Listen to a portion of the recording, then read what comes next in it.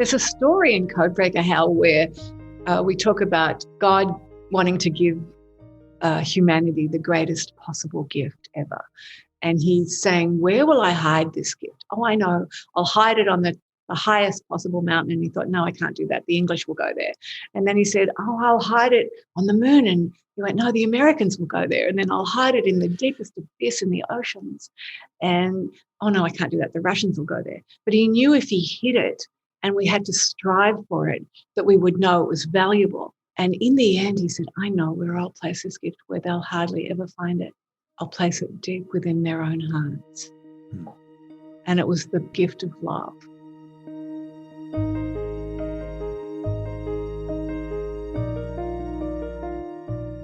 Welcome to Letting Go and the Greatest Secret, where we explore the end of your suffering and the beginning of lasting happiness. I'm Hale Dwoskin, and today we'll be talking with Sandra Biskind. Sandra Biskind is a speaker, trainer, and co-author of Codebreaker, Discover the Password to Unlock the Best Version of You. She's on a soul mission to help empower you to create a life with no limits.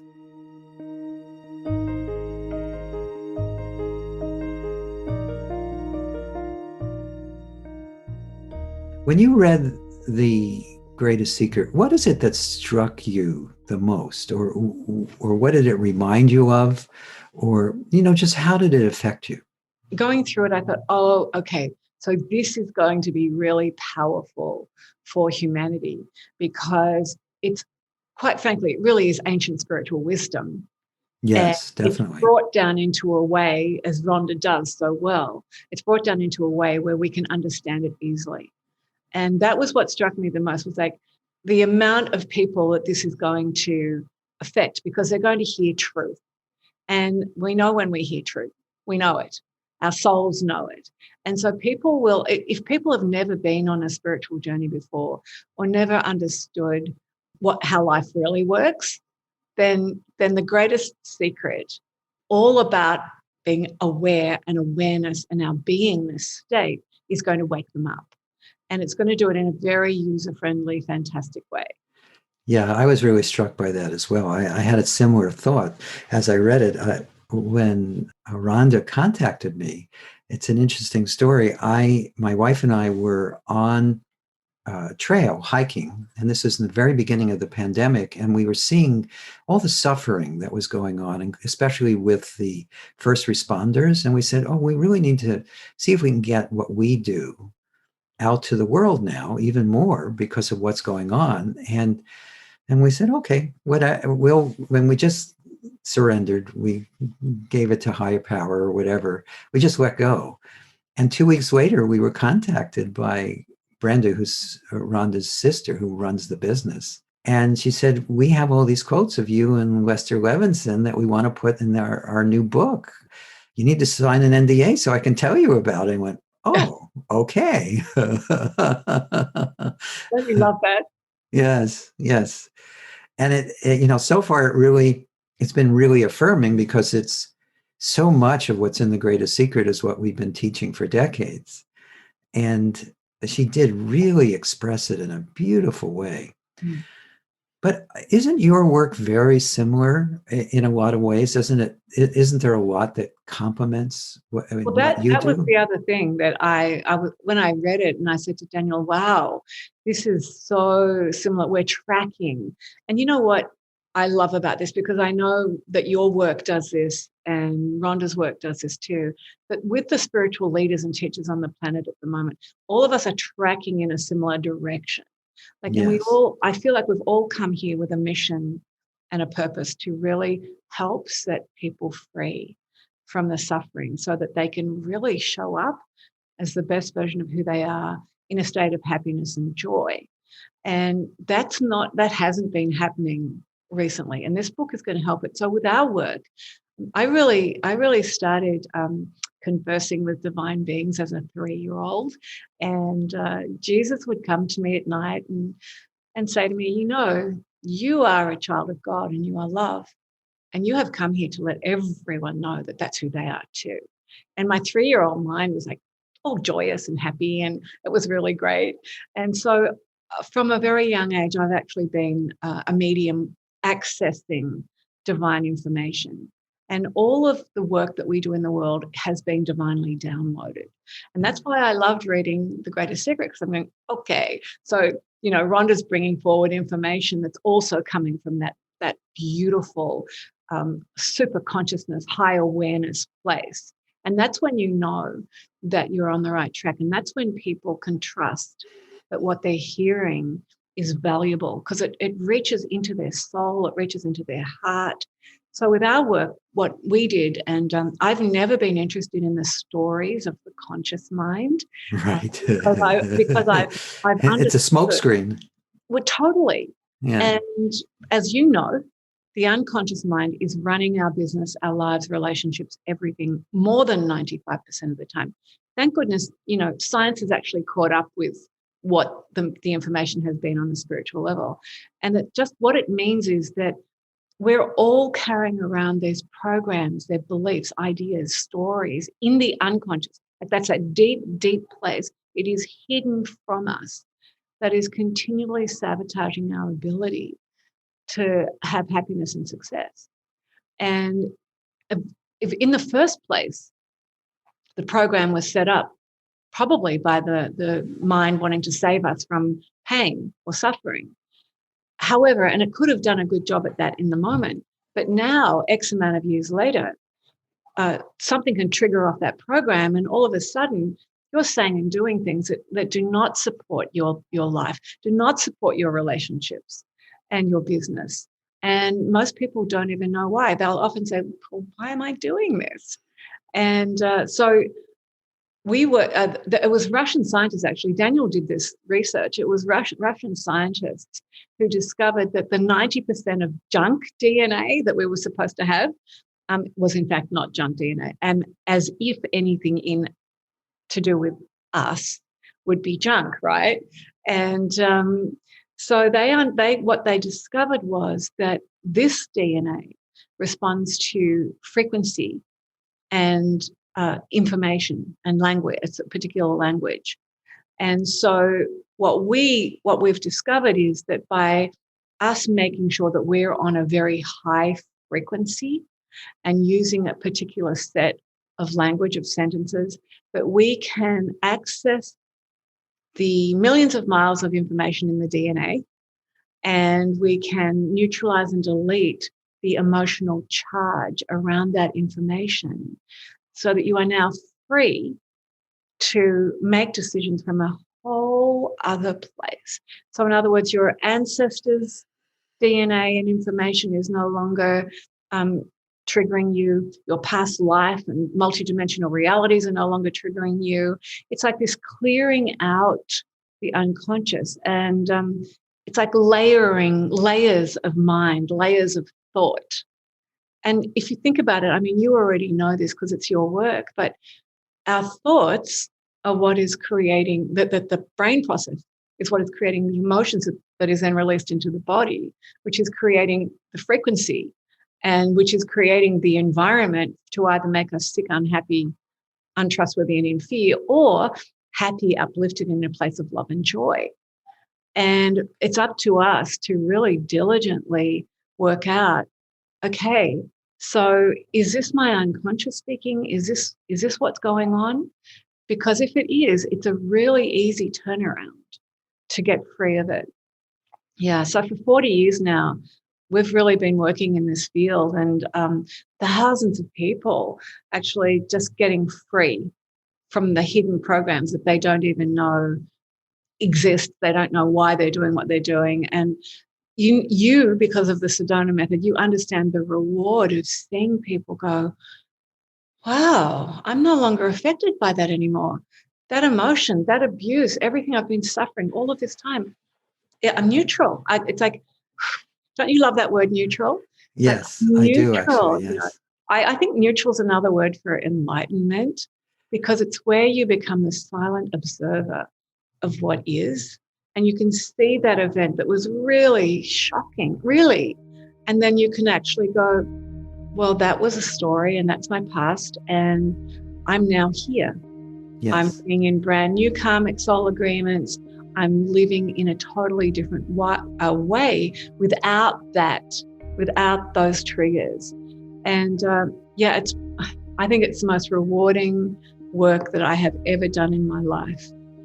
Yeah, so I totally hear you. I was actually on an interview this morning, and I was talking about something similar, that, I've been doing this for 44 years. And one of the reasons I think I stuck with it, besides the powerful effects I saw on myself, is that when people let go of their I call them imaginary limitations, because Yeah. they're not actually real. The transformations that happen, and watching people transform dramatically right in front of your eyes, is amazing. And one of the things I've noticed too is that when we help people recognize that which they truly are, beyond the thoughts, the feelings, the beliefs, the programming from the subconscious, they're just in their self-recognition, those things that we thought were insurmountable, or we were holding on to, just seem to just dissolve Mm. easily, Well, naturally. yeah. It really And is instant transformation, isn't it? yes, Yeah. it's amazing how quickly things transform. Mm.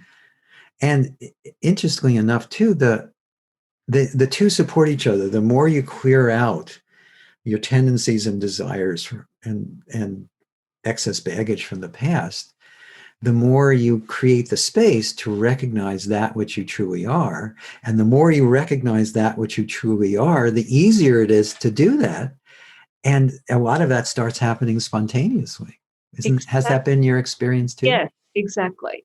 And when, in The Greatest Secret, she talks about us being awareness and aware, right? And Yes. when we decided to move to the United States, we knew that we had to write our book.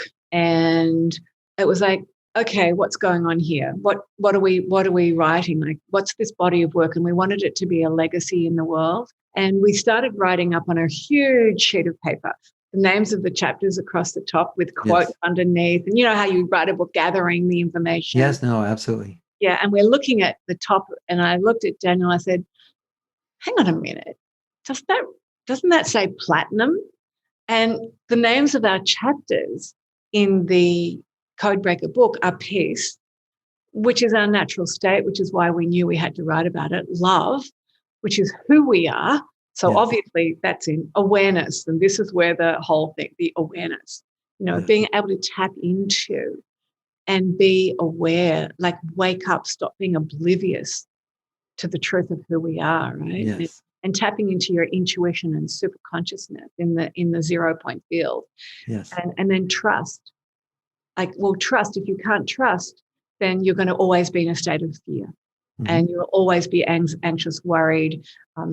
That's where so many people have to get onto drugs, because they get depressed.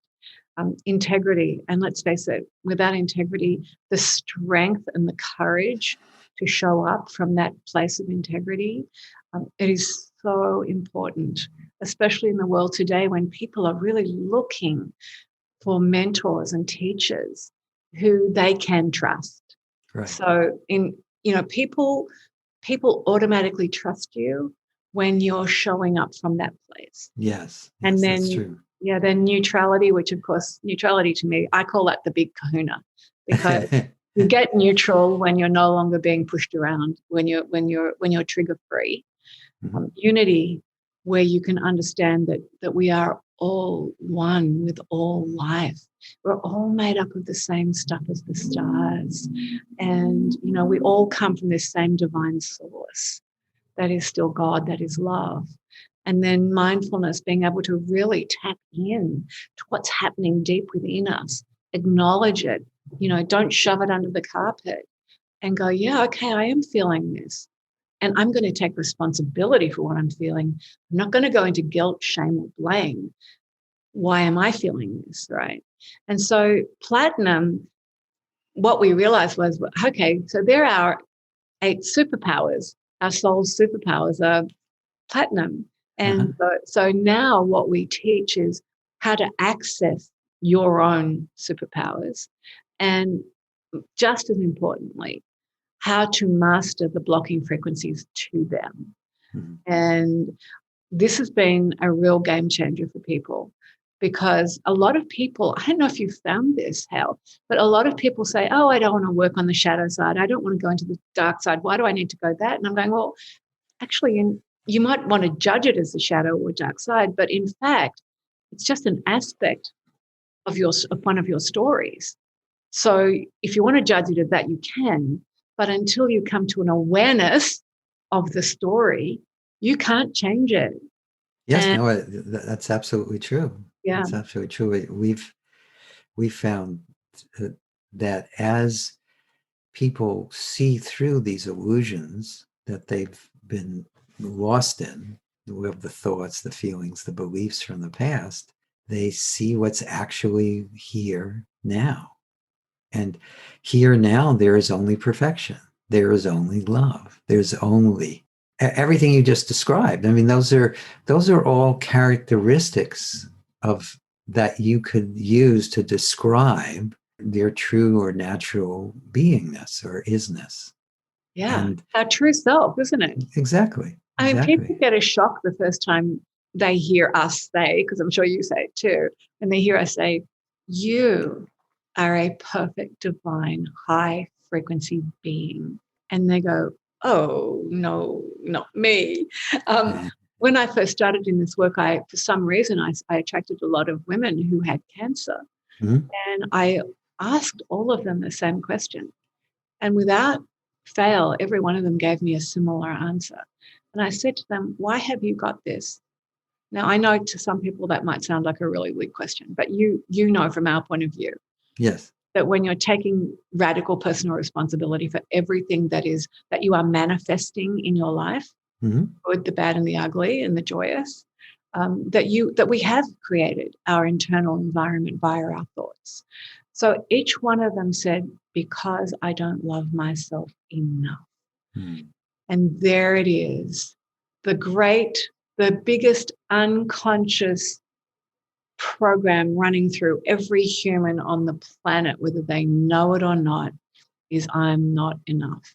Yes. Yes. Whenever I'm correcting out, whether it's in a group, whatever program it is, that's one of the first things that we correct out of the system. And people actually go, oh, so I don't have to serve everybody. I don't have to be a pleaser anymore. I don't, like in order to have love, I've got to do all of these things. And when they realize that love does not demand that they get, give, or do anything, it Right. demands that they just be. Yes, exactly. Love is our natural state. We look for love in all the wrong places, Mhm. yet we are that which is love. And Yeah. we've always been that. We just gotten confused in the external world and in our own subconscious, as you so eloquently mentioned. There's a story in Codebreaker Hell where we talk about God wanting to give humanity the greatest possible gift ever. And he's saying, where will I hide this gift? Oh, I know. I'll hide it on the highest possible mountain. And he thought, no, I can't do that. The English will go there. And then he said, oh, I'll hide it on the moon. And he went, no, the Americans will go there. And then I'll hide it in the deepest abyss in the oceans. And, oh, no, I can't do that. The Russians will go there. But he knew if he hid it and we had to strive for it, that we would know it was valuable. And in the end, he said, I know where I'll place this gift where they'll hardly ever find it. I'll place it deep within their own hearts. Hmm. And it was the gift of love. Hmm. And so I love that story because it's like, so it's taken a long time for me to understand the words that I was given as a small child and to come to this place where I know who I am without doubt. I can feel it in you. I can feel it in Daniel. I can feel it in so many of our friends in the transformational world, that you come to this place where you can finally accept that you are that which you have been seeking, that you do Yes. not need the partner to make you happy. You don't need your children to do anything to make you happy. If you're waiting for someone else to make you happy, you're going to be so disappointed because no one else has been put on the planet to make us happy. That's the good news and the bad news, right? And then, so I just feel, when you're prepared to look at yourself and say, what is the truth about who I am and who every other living soul is? When you really absorb it, when you really get it, there's no going back. I mean, there's just no going back. Even when we have our challenges, even when we go up and down, even when things are still triggered, which we still get because we're in a human body, it doesn't matter, because we know that we've got the tools to say, okay, I'm anxious and worried. Oh, that means I've dropped out of trust. Let me get back into trust. Oh, I don't forgive that person. Okay, so I'm no longer in a state of peace. Oh, I'm feeling fear right now. So love is not present.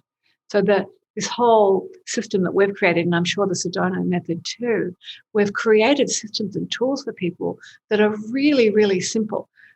They're not necessarily easy, but they're really, really simple. Mm-hmm. And they bring us back to the truth of who we are. I'd love to say one thing about The Secret, by the way, the book. Sure, go right ahead. When it first came out, it was like, oh, wow. I was like everyone else, and we were just blown away by it. And of course, the movie was phenomenal. And people used to come to us and say, oh, I'm really dumb, or I'm really stupid, or I'm really depressed. I do everything. I do the vision boards. I do everything, and I still don't get what I want. And other people do, and I don't. And I would look at them and I'd say, well, there is another secret that's just missing at the moment. And that is that you do have an unconscious mind running your show, and that your conscious mind might go, I love this vision board. There's my perfect man. There's my perfect job. And look at what I've got. And what I've got.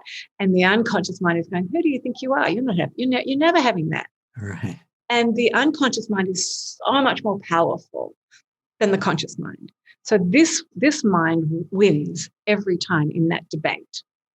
And you don't even know that there's a debate going on. You're still waiting for it all to happen. And that's what I love about expanding on The Secret. That's what I love that Rhonda has expanded on it. Yes. Because it feels like, yes, that's the next step. And then the next step is I wanted to write the next one totally about the unconscious, because I feel like, okay, you might want that too, I think, because that's really where all of the juice is going to happen for all of us. Yeah, no, I totally hear what you're saying. And when The Secret came out, I had actually a very small part in it, because Rhonda interviewed me for an hour and a half. And at the very end, all she wanted to talk about was what we do, the Sedona method, because she at that point already knew about it, loved my mentor, Lester Levinson. And so we were doing this recorded interview about that. And at the very end, she said, oh, we need to talk about the law of attraction, because we don't talk about that, you are not going to end up in this movie. So so I quickly thought of something I could talk about. And I mentioned this thing about be for what you want as opposed to against what you don't. Oh, yeah. And there's a whole segment of the movie The Secret that was based around that quote, because that is a core part of it's a core part of our teaching, but it's also a core part of the Secret.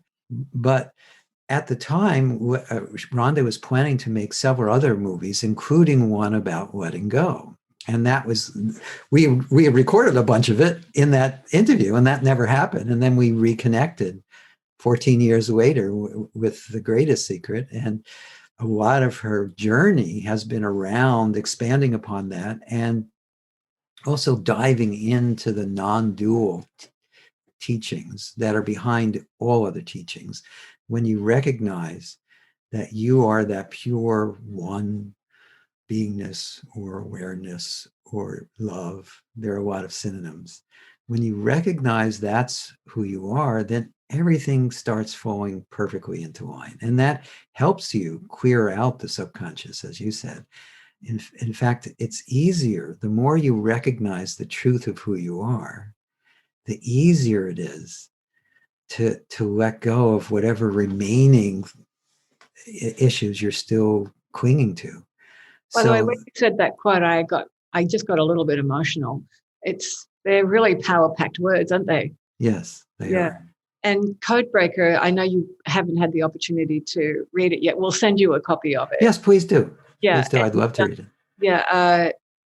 Codebreaker is a stealth introduction to non-duality.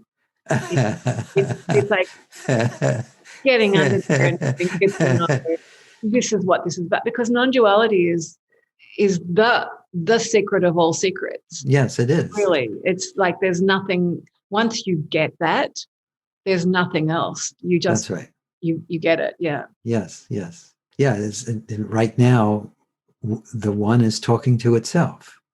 That's right. I know you talked to Jack Canfield not long ago. He's a buddy. I mean, Oh my God. He discussed whether or not to start this organization that I helped found, and you're still a member of, the Transformational Leadership Council. And it was fun discussing it with him and putting it all together. And we used to talk like at least once a month. And we still, whenever we see each other, it's like we both melt, because we're like brothers. Yeah, he used to say, "I'm a brother." He used to say, "You're a brother from another mother." Yes, and you know what? I can actually feel that. My Daniel is the same. But what I was going to say about Jack, we just spoke the other day, and he said, "Oh, I was on this podcast with Hale," and I said, "Oh, yeah," and he said he quoted. And I don't remember who he quoted, but it was a guru, an Indian guru. Mm-hmm. You might remember the name. I don't. And he said, I was introduced to this man, and he shook my hand and he said, "Hello, me." Yes, I don't remember.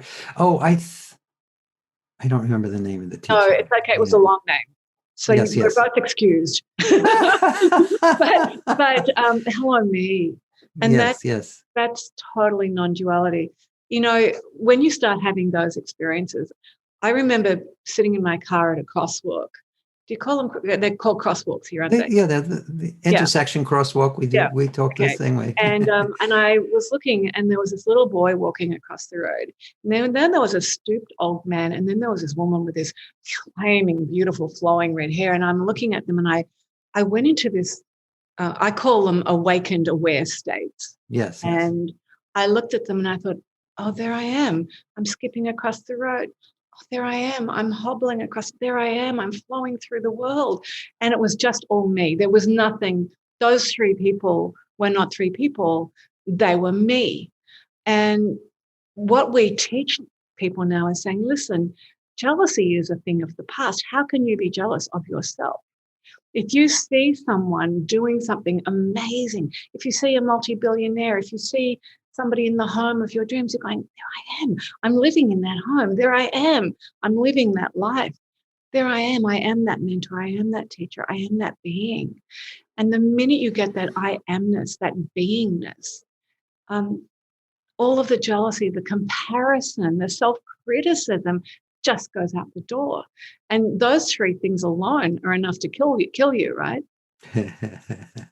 Yeah, no, you're absolutely right. It's so nice. When I first started recognizing this decades ago, the experiences were exquisite, just like you're talking about. But what's nice is now it's just what's natural. Yeah. And I know you experience the same thing, and your husband does too. I know.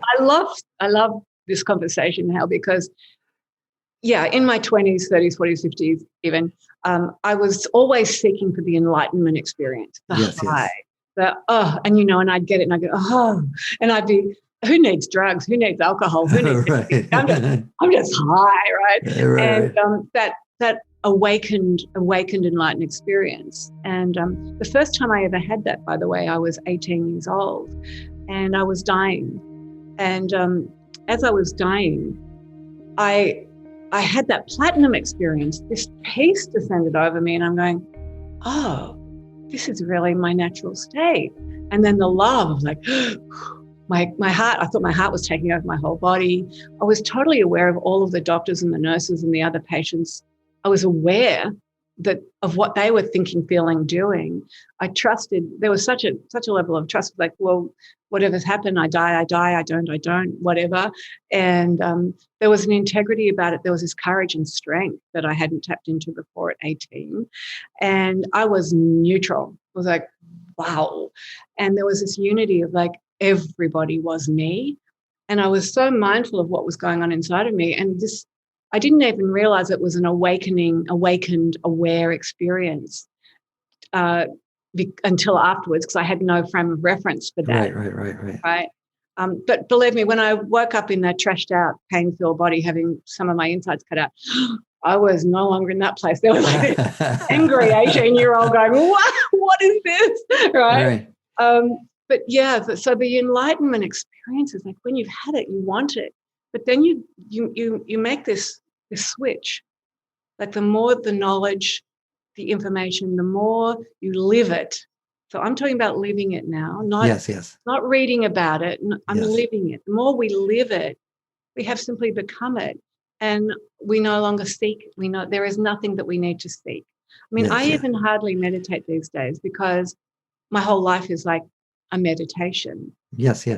And it's just a different state of being. And we just want everyone in the world to know this state, right? Yeah. Well, that's been my mission for 44 years. We must be the same. We must be similar babies. We must be 50s babies because it's been mine for about 40 years. Oh, wow. That's a long time. Yeah. Yeah, well, we're a similar age too, so maybe that was something about the 50s that produced people like that. Who knows? You know, Hal, I think, and a lot of my friends are saying this, it's almost like we incarnated at that particular time to go through all of the trauma and the challenges that we have, to find the information and the wisdom that we've got in order to be here now for people.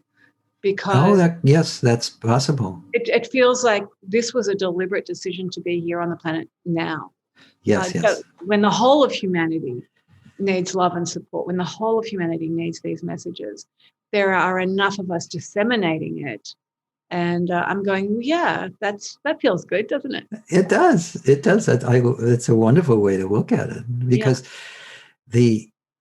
I've really noticed over the years that when we first started talking about this in the 70s, we were talking another language. Almost no one was talking about this. Yeah, exactly. Stop.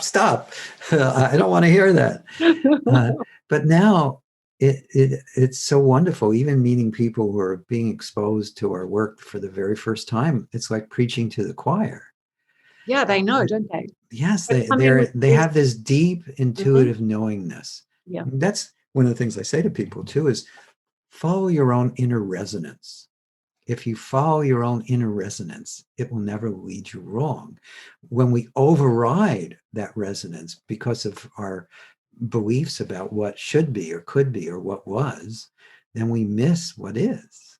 Yeah, and if you have the need to be right, you're going to miss everything. Really? Yeah. I'm going to tell you a quick story because I loved what you said about in the 70s, and nobody knew what we were talking about. It was like, it was woo-woo. I hate that saying, by the way. I know. This is woo-hoo, not woo-woo. And exactly. When I first started meditating, when I found my very first spiritual mentor, I was invited to go to a spiritual healing night every Thursday night in this hall.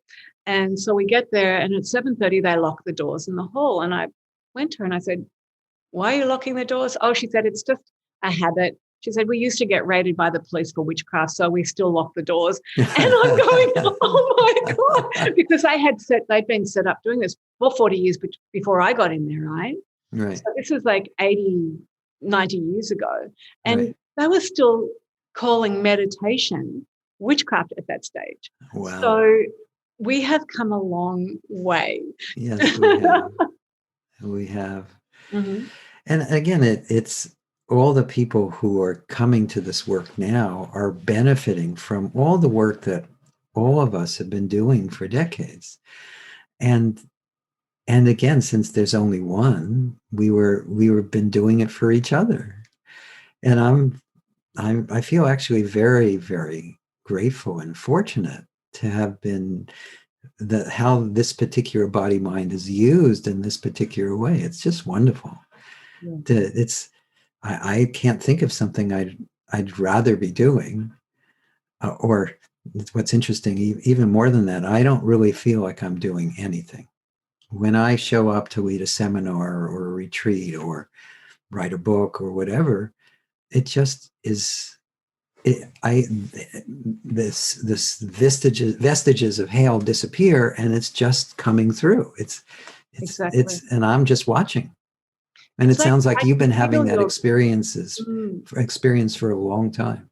I can feel your beingness, Hal, and it's so beautiful. It's like you have so strengthened your own connection to your true self, and to the awareness that you are, the beingness that you are, that it's so easy when you start work to just get out of the way and let Yes, the work come through. And yes, yes. Daniel says to me, well, or I say, one day I'll retire. He said, don't be ridiculous. You'll never retire. He said, you are the happiest when you're working, when you're out of the way, when you're bringing through this divine frequency, love, wisdom. And I think that almost we're addicted to love. We're addicted to that high because it's like being addicted to who we are. Yes. Well, I do say to someone that even though all addiction is limiting, and once you recognize the truth of who you are, there's no longer any striving. You're just coming from that or as that. But if you want to have an addiction, be addicted to freedom, be addicted to Exactly. joy, be addicted to love, be addicted to truth, Mhm. and get your fix as often as possible, because every time you do, you realize that you're just meeting yourself. Yeah, well, you're taking another leap in consciousness every time you do. Yes, And that's what it's all about. We're here to learn, grow, have fun with each other, with more of who we are. And yes. not many people are living that yet, but we're putting a dent in it. Yeah, but it's more and more. It's pretty amazing. I mean, again, I was thrilled. Not It was nice that there was a big part of the Sedona method in mine and Lester's teachings in The Greatest Secret, but I was even more excited about the fact that if this really gets into mass consciousness, Yes. which, because of Rhonda's capability of being a queer vehicle and her history, I think is a real possibility. It's been a slow build so far, mostly because I think when The Secret came out, it made a huge splash.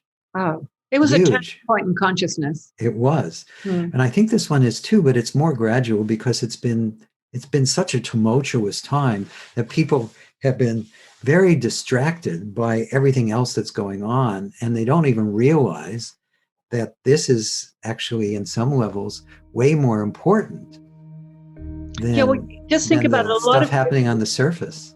Yeah, how a lot of people are attached to um, being law of attraction teachers. Yes, yes. And so then to move into this next era, they're going to have to expand Yes, that, yes, yes, right? yes. And Yes, people don't necessarily love change, but when they read this book, they'll get it on such a deep level. they It, will. I'm sure it's going to have the impact that she has meant it to have. Yes, I'm sure too. Mm. And that's exactly why we're having this conversation. This is part of how it has the impact. Yes. I've been gathering the people in The Greatest Secret and The Secret, and even though you weren't in either one of those, you're going in the same direction, and people going in the same direction, so we can speak in one voice to start sharing the good news with everybody. And it's pretty exciting. It's the most exciting thing there is. So, before we conclude, is there either a practical tip or technique or tool you can offer people, or is there a pearl of wisdom you can take from your work that you want to leave people with? Yeah. Well, I'd actually love to teach people, give them the 4 questions, which is something that Daniel and I have been teaching for Oh, decades. that would be wonderful. Yeah. That would be And wonderful. the reason why is because when you master using the 4 questions, which are really tiny and easy, you will change your frequency, change your state, change the way you show up, which will completely bring you into a state of awareness, That's right? great. Yeah. So the first question is, what am I feeling? Mm-hmm. And I'll give you my 27-year-old who was going through a shocking time. I'm going to give you her answers. Right? What am I feeling? I'm feeling unsupported, angry, alone. I don't want to go to work. The next question is, what's my focus? Mm-hmm. My focus was, I'm focused on the fact that I've got people ringing me every day for money in my business that I don't have. I'm embarrassed. I don't want to be here. I'm on edge. Mm-hmm. So those 2 first questions are like in their ego mind, and they're telling you what's going on. Sure. And then the next question is, what do I want to feel? And that was an easy one. It's like, I want to feel happy about going to work again. And then the last question is, what focus will serve that?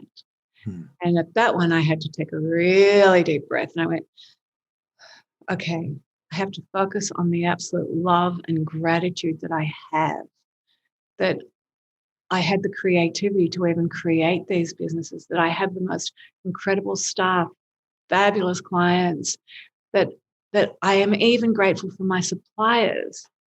And that changed my frequency to such a degree that when I went into my business, people wanted me there. They were like, oh, and I would talk to my suppliers and say, I don't have your money. And they go, well, that's refreshing. Most people say the check's in the mail. And I go, no, I don't have it. But this week, the sales that I make, I will give you a portion of it like I will everyone else. And all of these suppliers trusted me because they felt the frequency of integrity. They knew that I was in a place of truth. They were using their awareness, by the way, Yes. to make that decision. And every one of them supported me through that financial crisis that was happening in our town. And I came out the other end. 3 years later, I was a self-made millionaire. And that's why I love to teach, and Daniel and I love to teach the 4 questions. What am I feeling? What's my focus? What do I want to feel? What focus will serve that? Because of the people who have used those 4 questions around the world, people have changed their businesses, they've changed they've retained staff, whereas before they were losing staff. Mm-hmm. It's like going into a meeting and feeling nervous and upset. Can you imagine before you go on stage, before you do anything, asking you those questions and go, like, I'm going on stage. What do I want to feel? I want to feel confident and happy and people are going to love me. What focus will serve that? I am so happy and grateful that I am so well prepared. Truly, they're such simple little questions, but they are changing people's perception. They're getting people neutral and they're getting people into that instant shift. So, and that's what we're after, right? We're in an instant Right. world. Very much So so. it has to, yeah. Yeah. And I think if people are really interested, we have got books and programs and live events that really dig deep into the unconscious where it's all happening. And if they want to go to thebiskinds.com, everything's in there. We're putting in as many free meditations, as many free programs. We want people around the world, regardless of their financial situation, to have access to the transformation. And that's been really important to us. It's kind of a give back that we all do.